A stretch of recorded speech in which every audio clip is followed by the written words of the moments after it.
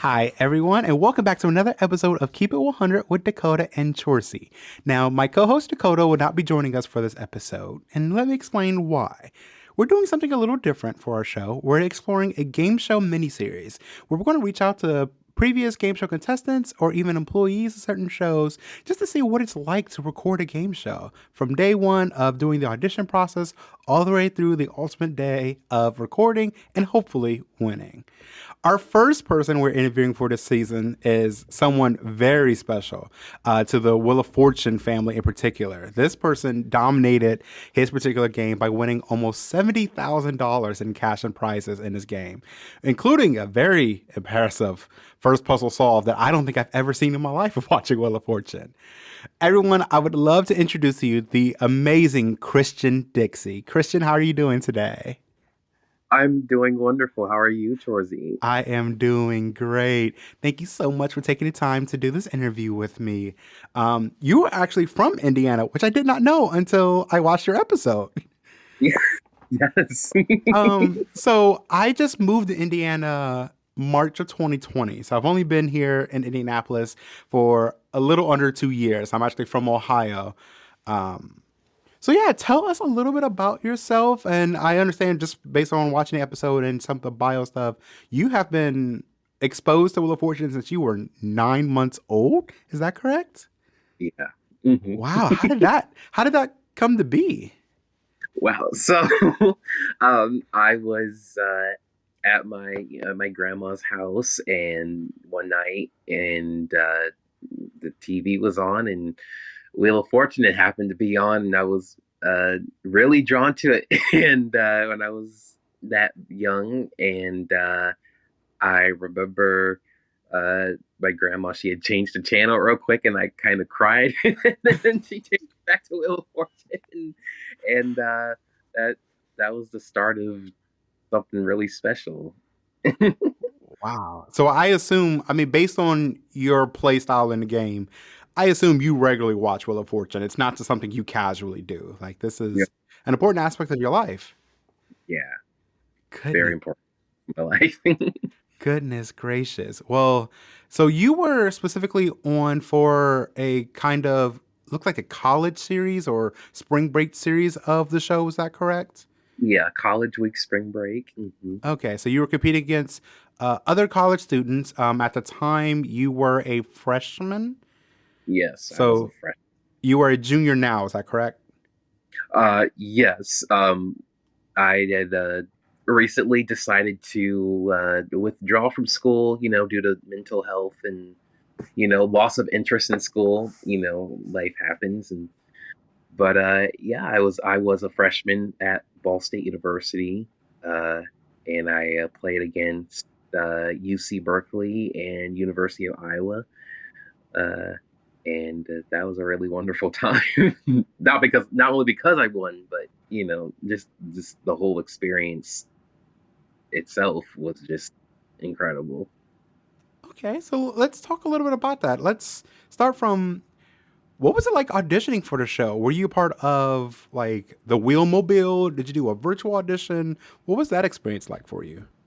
Hey, so I did a what did I do? What did I do? It's been almost 2 years. I did a online application, and I had submitted a little audition video with my online application, telling them a little bit about myself and why I think I'd be a great contestant. And that was in May of 2019, so almost 3 years ago when I had done that. And then 10 days, 10 days after I had sent in my online application, they emailed me and invited me to an in-person audition, which was in Detroit, Michigan. And the audition process was really fun. We played a series of mock puzzles, and uh, like the actual show, and they went around through the seating chart and like called people randomly to, play the game and call letters and all that good stuff. And then after that, after those several rounds were done, we did the written test, the contestant exam, which would be these series of puzzles, 16 puzzles with some letters filled in. And we had 5 minutes to fill in as many of those puzzles as we could. And after that, they would do a cut um, after they're done grading. And they were like, if we call your name, we'd like you to stick around and get to know you more and play a more intense round of mock puzzles. And if you don't call your name, then that means your audition is over. Thank you for, basically they either have a definite yes or a definite no from what I've seen.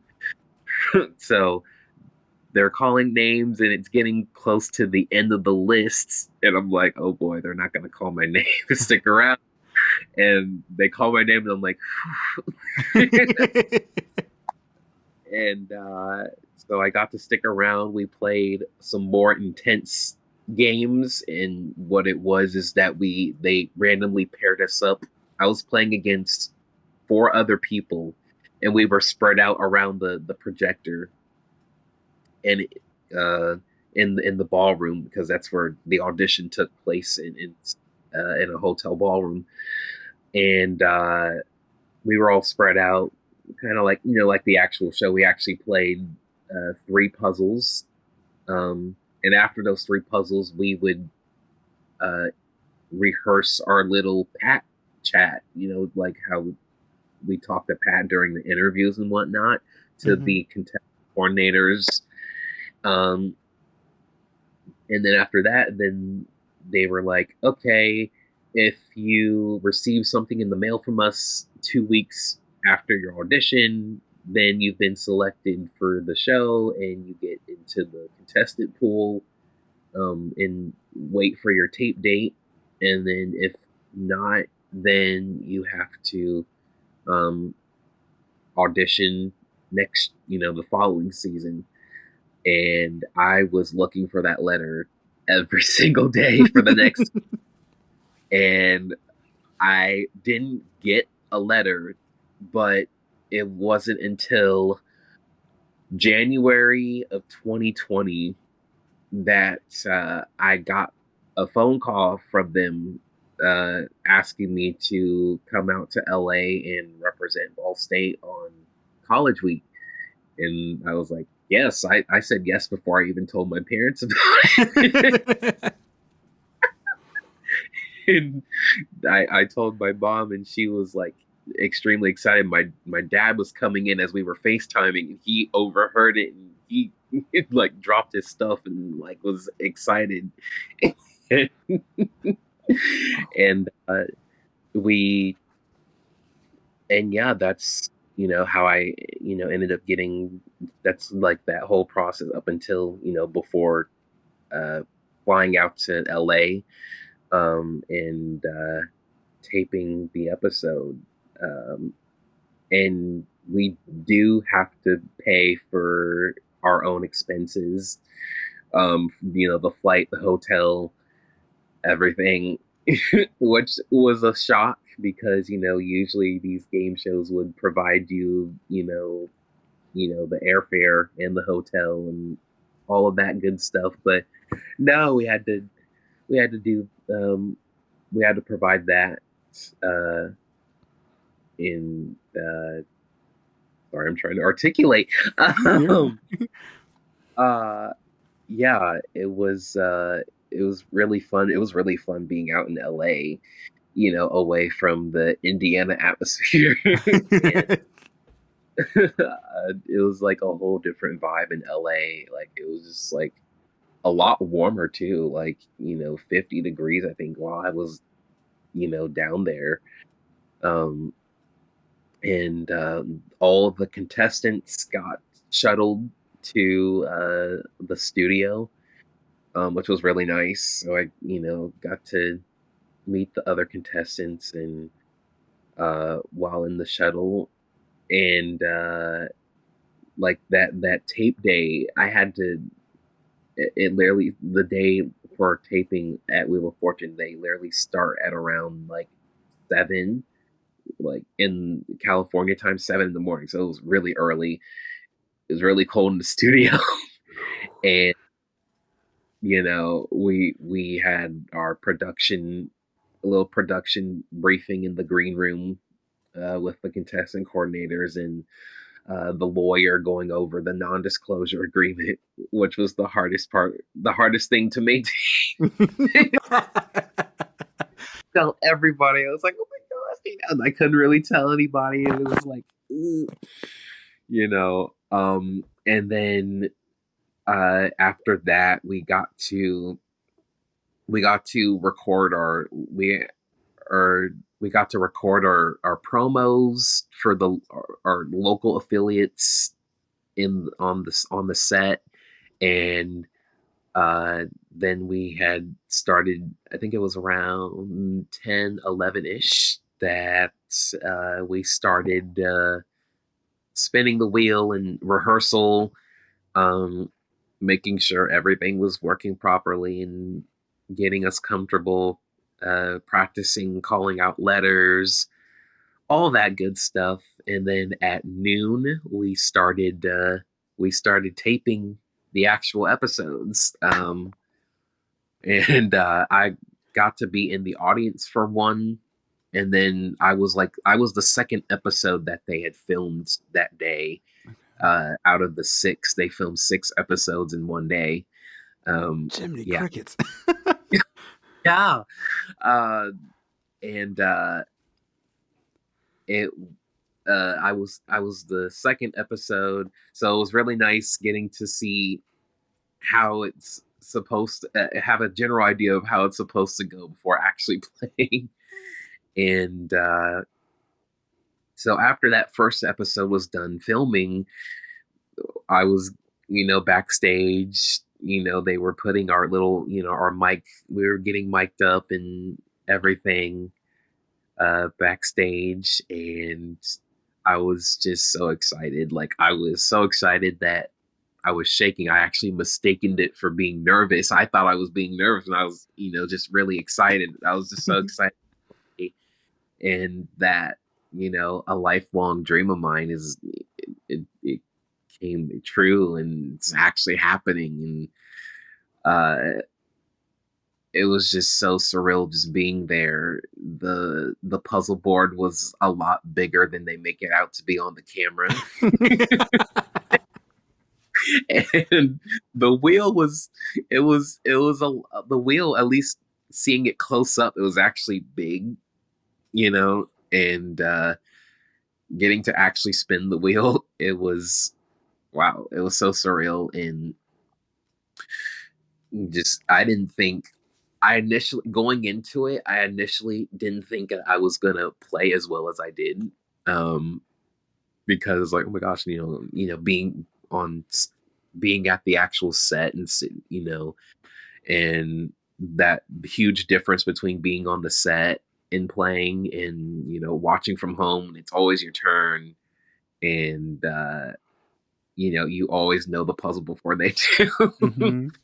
And being on the actual set, and then having a live audience, and because that was a pretty significant time before everything started to shut down. It was one of those um last few episodes where there was a live audience, and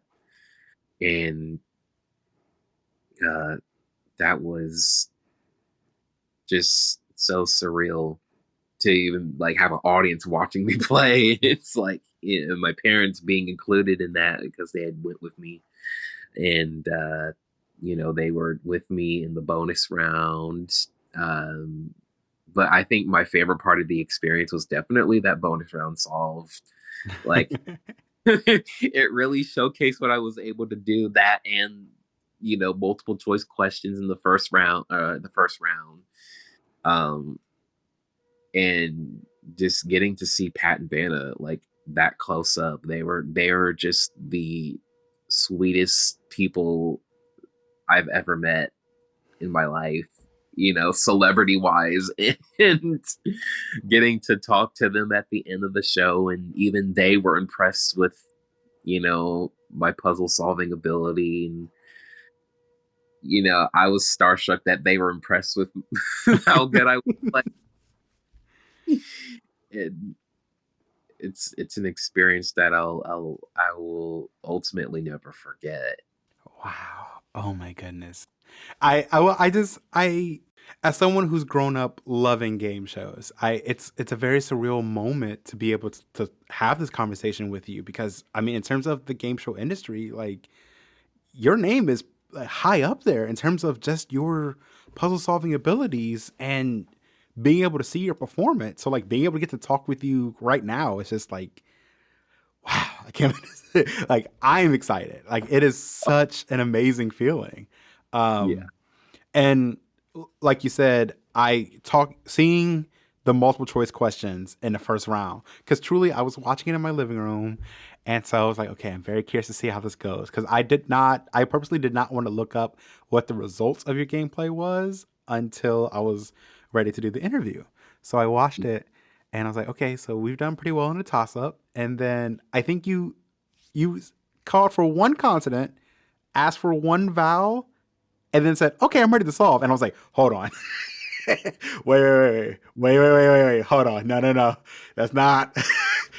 And I was like, "Oh, okay, all right, this is not a joke. All right, I am invested. I am ready to see this."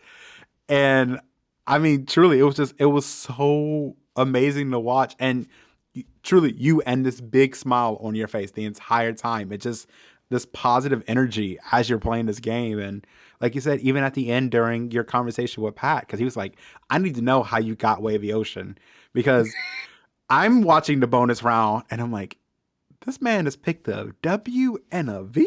There's something, something." Yeah. Because like everyone has their strategies and what they do, and I was like, something about this just something is not right. And then I saw all the letters pop up. I'm like, I'm gonna shut up.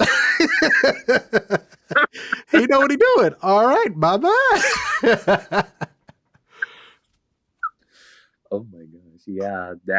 Yeah, Wavy Ocean. It's so weird because when the E and the N popped up, I was like, I already know what it is already. like I already knew. I was like, wow. And like Pat was so shocked, and like after the bonus round was over, we were getting ready to do the close. He came over to me and my parents after we were done celebrating. He was like, "I'm gonna steal your kid. I need to know how he got this." It was so funny. I was like, he wants to steal me.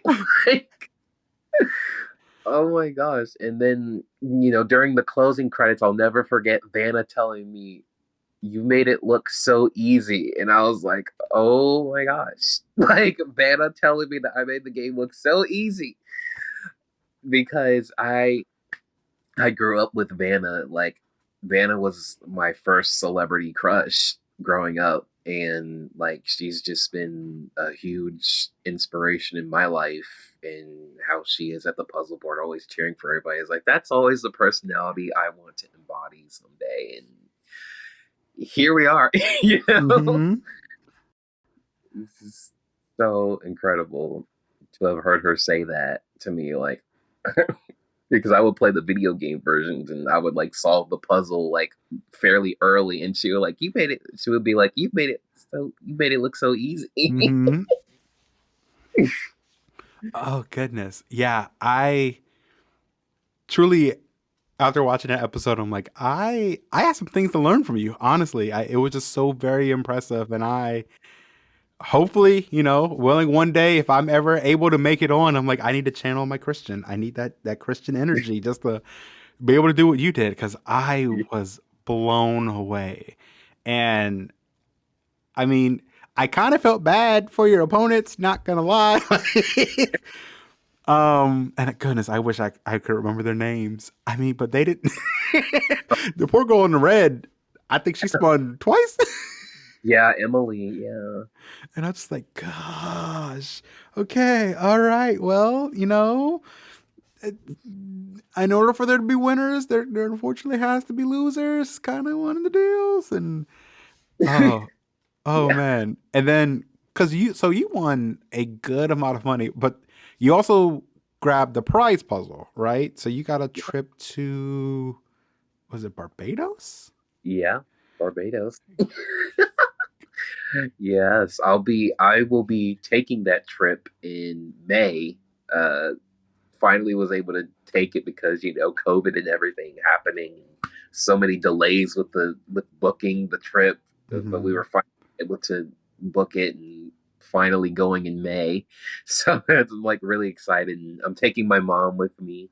So it's Yes. gonna be so beautiful. I'm just like so excited. I already got my passport and all ready to go. Goodness. Oh man, that is so exciting. I'm excited for you. I am so excited because it, especially as seeing the way you interact with your parents in particular in the bonus round, I'm like, this is such a wholesome, innocent moment. And it's like like seeing all three of you celebrate together, it was like making us excited, like, oh my goodness, like we want you to win. We want to see this. And that's kind of one of the beauties of the show in general. It, and game shows, it has this ability to make others root for complete strangers, and so like seeing you interact with your parents, 'cause I can only imagine what it's like sharing that experience with your parents. Oh yeah. I could only imagine, like, because especially, so you all are from Indiana, so you're flying out to California. Had you Yeah. ever been to California before? I know it was my first time in California. What a way to make a memory out there, right? Like, oh my goodness. Yeah, that is something I hope to be able to experience one day in my life. Cause oh man.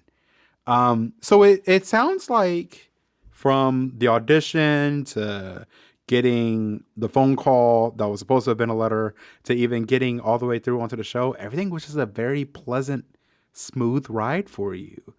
Um, what would you say for you in terms of like gameplay of the show? What was the one thing that surprised you when you were filming the show? Ah, how fast the whole experience went. I think that's what shocked me the most because we were there were no commercial breaks. I mean, there were commercial breaks, but like they were like significantly shorter because take a break, and we'd get like a little sip of water. They would tell us what the next round is gonna be, and um, the all the wedges that were gonna be on the wheel, like the wild card or the express wedge and everything. Um, and the another thing that had uh, shocked me the most was how big everything was in in the studio, like the sizes of everything, the puzzle board, the wheel, and being that close up, I was like, wow, this is massive, and like how small the studio actually is because the cameras make the studio look like it's like spacious and large and Hmm. like everything could fit in there. But like it was like, just a little small, studio at the Sony lot, and the seeing the literally looking at the lighting and everything, literally looking at the ceiling, the lights, and like, wow, it was just and how friendly the staff members are. Like all the staff were just incredible. They really were, and they treated us all wonderfully and made us feel like home on the set. And even Pat and Vanna themselves. And I was like really, really surprised at like how harmonious the environment was with the staff and just the whole vibe there is just like just so many people, every staff member looked so happy to work there, and they were happy with what they were doing. And, being there, I was like, oh my gosh, I honestly want a job in the game show industry. I honestly hope to someday work for Wheel of Fortune, as a contestant coordinator. I want to be the one helping to choose the contestants. Mm-hmm. Oh man, I definitely understand wanting to work in game shows. Believe me, my goal in life is to be able to produce and hopefully even host one of my own shows. So I am right there with you. Trust and believe. And it is because it is it is an experience that is so difficult to describe unless you have just been in it. Like Yeah. it, it is so difficult to put it to words. I've been lucky enough to do the most recent experience like 2 or 3 years ago. I was able to attend Price is Right live, so not like in California, but it's a touring production of Yeah. it. And one of the things that caught me off guard about the show because it was in Columbus, Ohio, in the Ohio Theater, and I'm like, I don't know how the energy is going to translate. Like it. I mean, what you see on The Price is Right and what's happening looks very addictive almost. How are you going Yeah. to make this work in a theater? And so I'm sitting with one of my close friends and we're having, we're just kind of talking with some other people. And someone had tipped us off about, like, you need to go to the Vegas show. They do like $1 million game and all this stuff.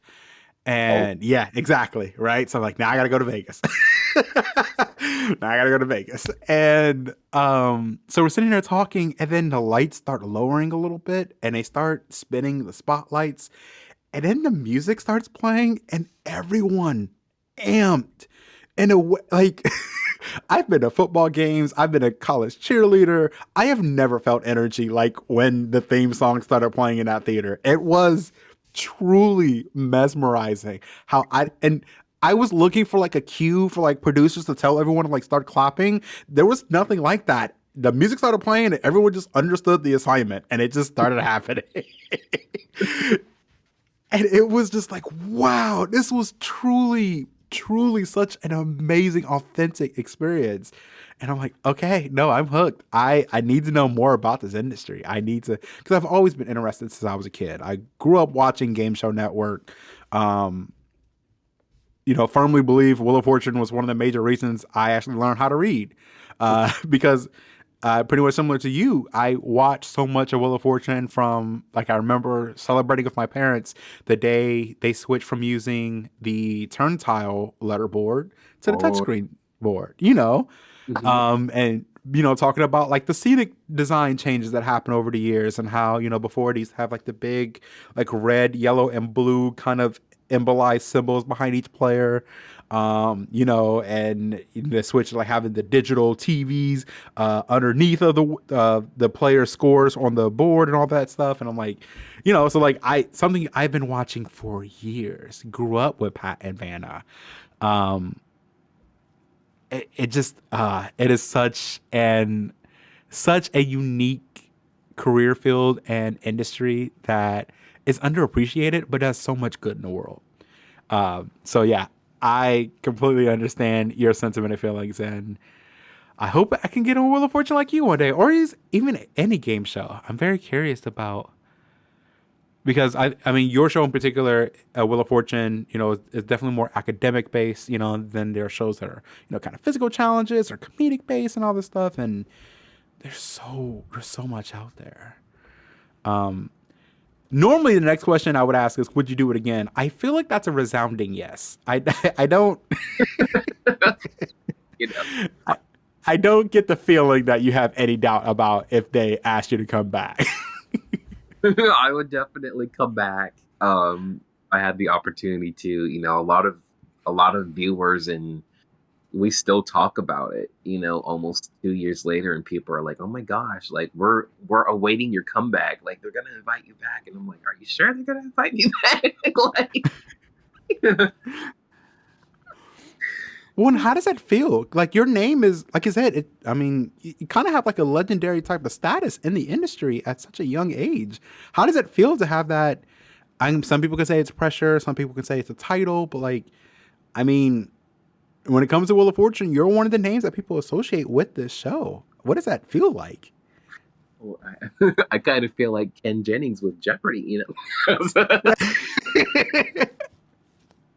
But like it feels it's definitely an honor to have such a a legendary status, to be synonymous with a game show that I grew up with at a very young age. Um, to just be like people like, when they think of Wheel of Fortune, they think of me and my appearance on the show, and I had no idea that my episode was gonna go viral and blow up the way that it did, and how many people would like just immediately associate me with the show, and I feel like I'm the unofficial official poster child for Wheel of Fortune, because there's you know so many contestants over so many memorable contestants over the years, but that's only you're a super fan, you watch every episode, you know most if not all of the episodes by heart. And but with mine, it's kind of like, oh, when people think of Wheel of Fortune, they think of me, and that is just such a huge blessing and an honor. And people, some of my family members, when they were watching, they were like, we can't even watch Wheel of Fortune anymore because you basically set the bar. And contestants are like, like, oh, they're like, oh, Christian would have gotten that puzzle in like 2 or 3 letters,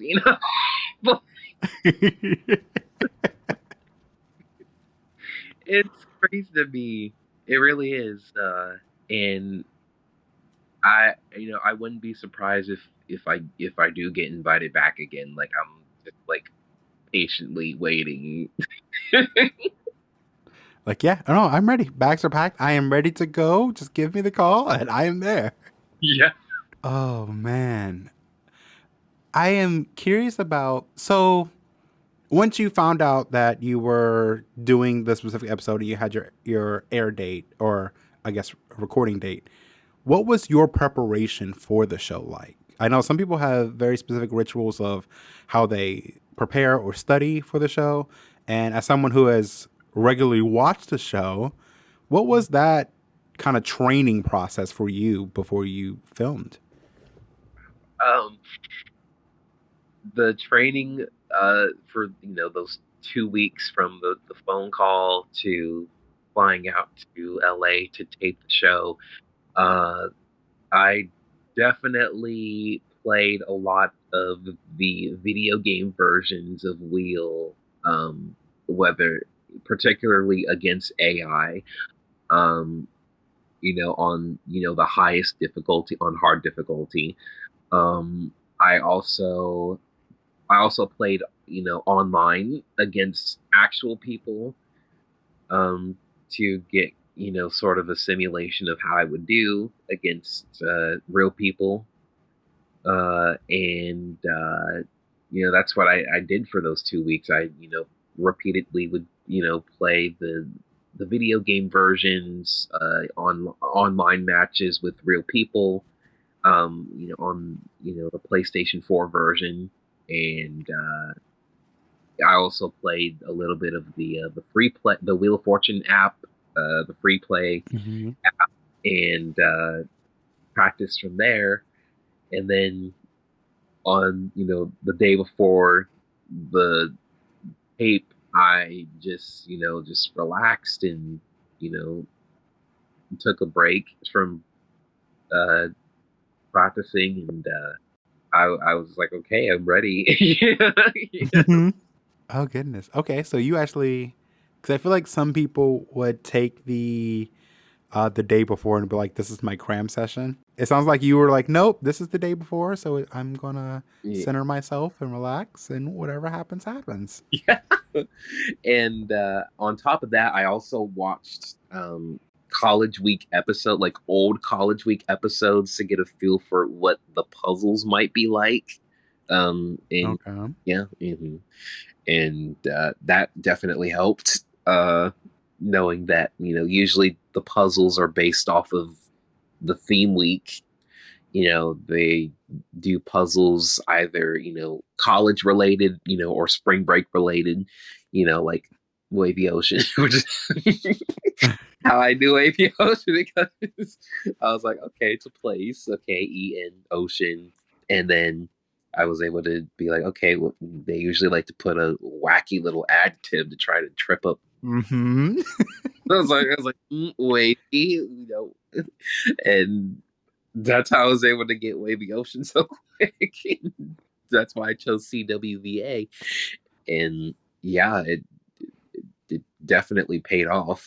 All that practicing paid off. Goodness. Okay. Yeah. No, that makes sense, especially studying previous episodes of the theme that you are doing. Mm-hmm. That is brilliant. I mean, like you said, because most of, especially some of the themes of the puzzles themselves, you only see during college week or you only see during spring break.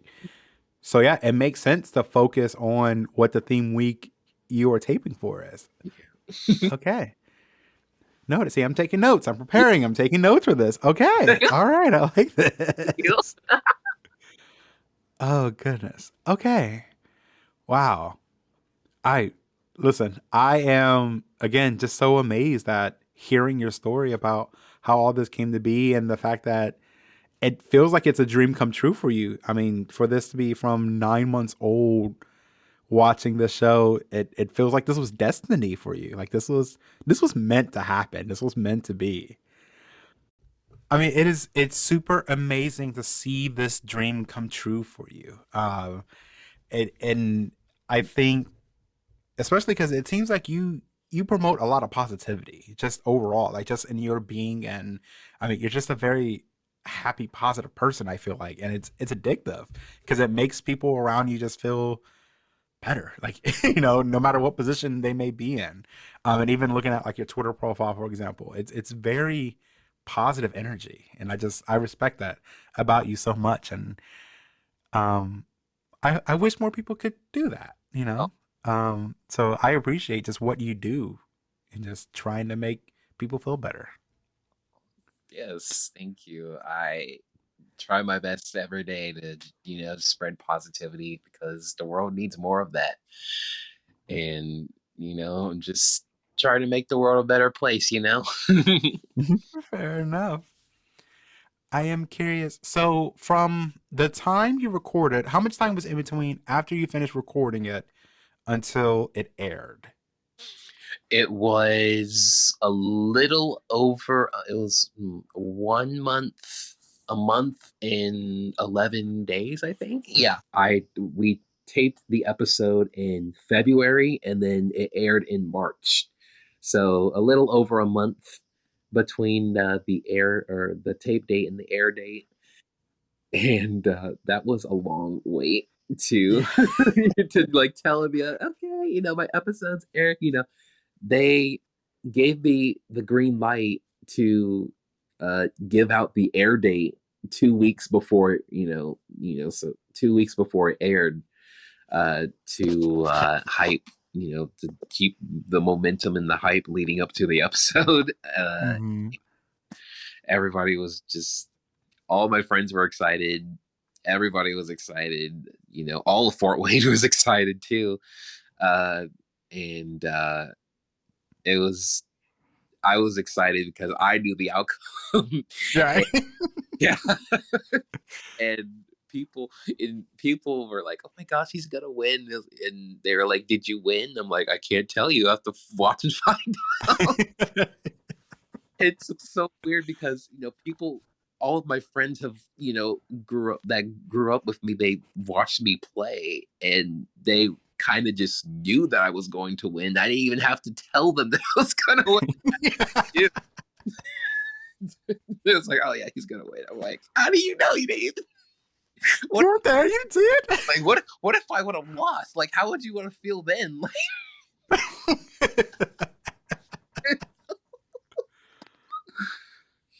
Oh goodness, I could not imagine 40 41 days of not being able. I cannot imagine that. Oh no, that does feel like an eternity. That feels like forever.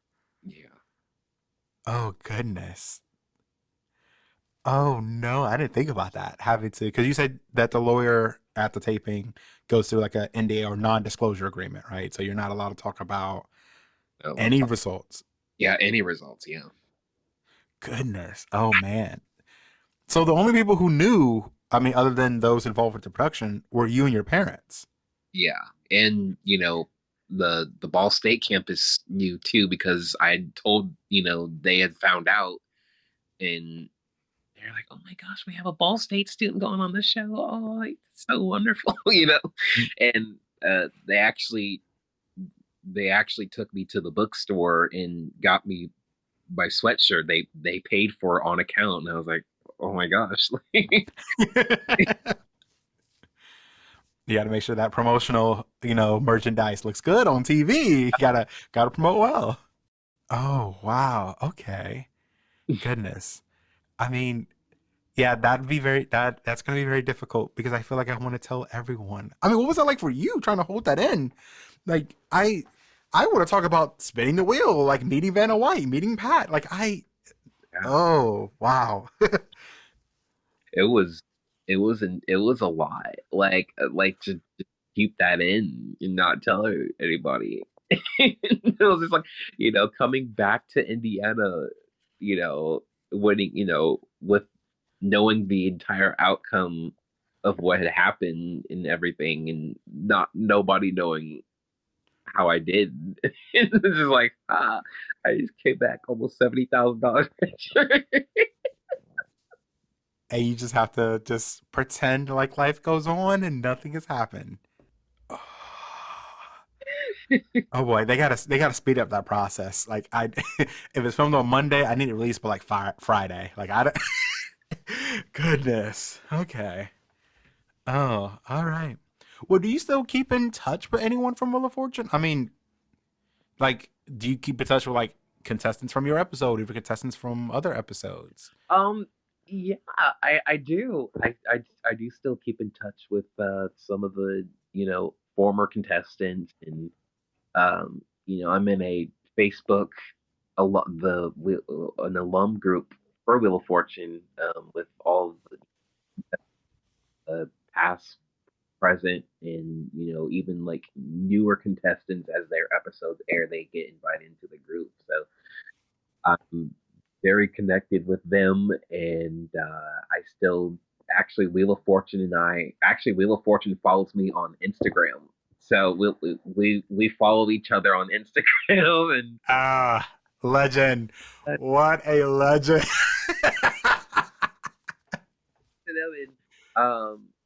and even I still keep in, I'm actually in touch with Maggie Sajak, who's the social media correspondent. Hmm. We we both follow each other, and she had interviewed me on Instagram Live, about, for College Week, the year after, and because they had approached me, they were like, we haven't promoted College Week yet, but we could, would you like to help out promoting College Week? And I was like, sure, so they Instagram Live, interviewing me. Maggie was interviewing me about my experience, um, and she interviewed one of the other contestants as well, from College Week, and it was just like, wow, I have getting those connections in the industry with, key people, like wow, like Pat Sajak's daughter, Maggie, um, and that was, you know, I'm like, wow, I feel like I'm already in the game show industry without even, like I haven't scored a job yet in the game show industry, but I feel like, wow, like I'm getting sneak previews and everything with all of this, all these opportunities and whatnot. Oh goodness. I mean, yeah, honestly, especially with I mean, you could use those as references. Just be like, so I feel like you could actually very easily find a job in game shows. It's Yeah. like, oh, I mean, because even if someone just does a Google search, just like, oh, we know who you are. We know who you are. Oh goodness. Wow. Christian, that's a dream. That's a dream right there. That is honestly, that's where all of us who want to do game shows, that's what we want. So I am, again, I know I've said this, but I am so very happy and excited for you, man. And congrats on truly one of the most memorable episodes I've ever seen in the what feels like thousands of episodes I've watched in my lifetime. So enjoy it. Congrats on being able to say you've achieved one of your lifelong dreams. I mean, what's next now? I mean, that was something you said you, you wanted to do, and you were Yeah, able to do it at such a young age. Like, what's next on the docket for you? I I don't know. Hopefully someday, get a job in the game show industry, whether it be, Wheel of Fortune or, ultimately Wheel of Fortune. I would, love to work for them. So, anybody from Wheel of Fortune, if you happen to be listening, this is my audition for a job at Wheel of Fortune.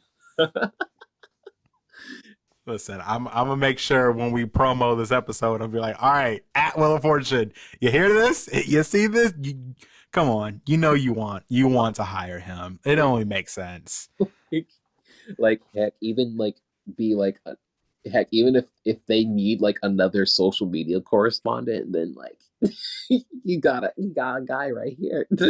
I love that. I love that for you. Oh my goodness. Alrighty. Well, Christian, I am looking at the clock, so we're about at the end, and I have finished all the questions I have.